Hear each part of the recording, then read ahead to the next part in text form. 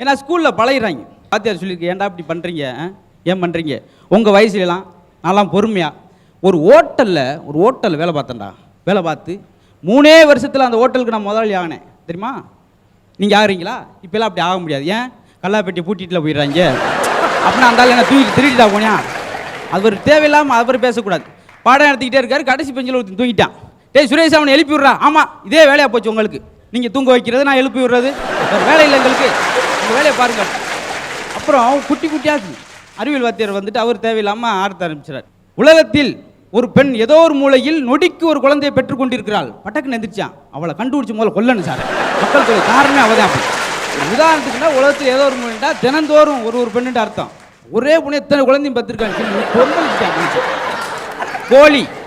கோழி முட்டையிலேருந்து குஞ்சு எப்படி வெளிவந்தது, முதல்ல எப்படி உள்ளே போச்சுன்னு சொல்லுங்க, அதுக்கடுத்து எப்படி வெளியே வந்துச்சு நான் சொல்கிறேன் அப்படின்னு.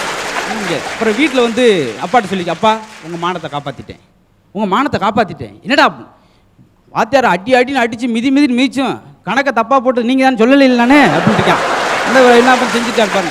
இப்போ இது ஒரு தலைமுறை குழந்தை முடிஞ்சிடும். அதுக்கடுத்து ஒரு ஸ்டேஜுக்கு வரும்போது அந்த காமெடி கொஞ்சம் வித்தியாசமாக இருக்கும். லவ் பண்ண ஆரம்பிக்கிற ஸ்டேஜ் இல்லையா? அது ஏடா மாதவியை விழுந்து காதலிச்ச, அவன் மேலே உயிரே வச்சுருந்த, ஏன் இப்போ அவளை ஒதுக்குன? போடா, என் கல்யாணத்துக்கு வராமல் போயிட்டா, அப்புறம் அவளுக்கு நம்மளுக்கு அப்புறம் எதுக்கு காதலிச்சானே தெரில.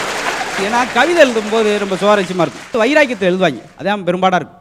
எழுதியிருக்கார், நீ என்னை முதலில் பார்த்து சிரித்த போது என் நெஞ்சில் முள் குத்தியது, மறுபடியும் ஒரு முறை சிரி, ஏன்டா முல்லை முள்ளால் தானே எடுக்க முடியும் அப்படின்ட்டு இருக்கான். அப்புறம் லவ் பண்ணி சங்கடப்படுற விட சைட் அடித்து சந்தோஷமா இருக்குன்னு சொல்லி புது தத்துவத்தை வர அப்படி சொல்லிவிடுறாங்க இடையில. இது ஒரு ஸ்டேஜ் முடிஞ்சிடும். கல்யாணம் வீட்டில் அடே அப்பா ரொம்ப கூட்டம் வந்துருச்சு, மகாலில் சமாளிக்க முடியலை. ஃபார்ம் இருக்குன்னு சொல்லி ஒரு பொருளை கழிப்பிட்டு ஓடி இருக்காங்க. எங்கள் அசால்ட் இருக்குன்னு மாப்பிள்ளைகிட்ட கேட்டிருக்காங்க. சாப்பாடு வரவனுக்குலாம் போட்டு சமாளிக்க முடியாது, நான் தான் ஒரு பொருளை கழிப்பிட்டேன், குண்டு இருக்கு ஓடுங்க அப்படின்னு சொன்னோன்னா அவன் போட்டிருக்காங்க. இப்போ இன்னொரு விஷயம், அந்த பரிமாறுவாங்க கல்யாண வீட்டில், அது மாதிரி கொடுமை. போய் ஒரு அம்மா பார்த்து பரிமாற கேட்டிருக்காரு, நீங்கள் மாப்பிள்ளை விடா இல்லை பொண்ணு விடா? நான் மாப்பிள்ளைக்கு சின்ன வீடு. அந்த கோஷ்டி ஒரு சில வரீங்க, அதையும் சமாளிச்சு போகணும்.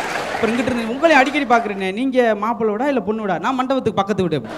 எங்கேயாச்சும் குளாரடியை பிடிச்சி ஒரு வாழை மரம் கட்டியிருந்தா போய் சாப்பிட்டு வந்துடு, முடிஞ்சிடும்.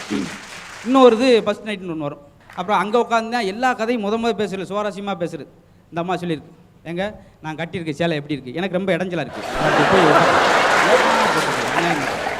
அப்புறம் நீங்கள் என்ன தான் கொடூரமாக கருப்பாக இருந்தால் கூட என்னன்னு சரி போய் சொன்னேன், சனி பார்வை தொடருதுண்டு, அது இந்த அளவுக்கு வேகமாக தொடர்ந்து எனக்கு மாட்டேங்க.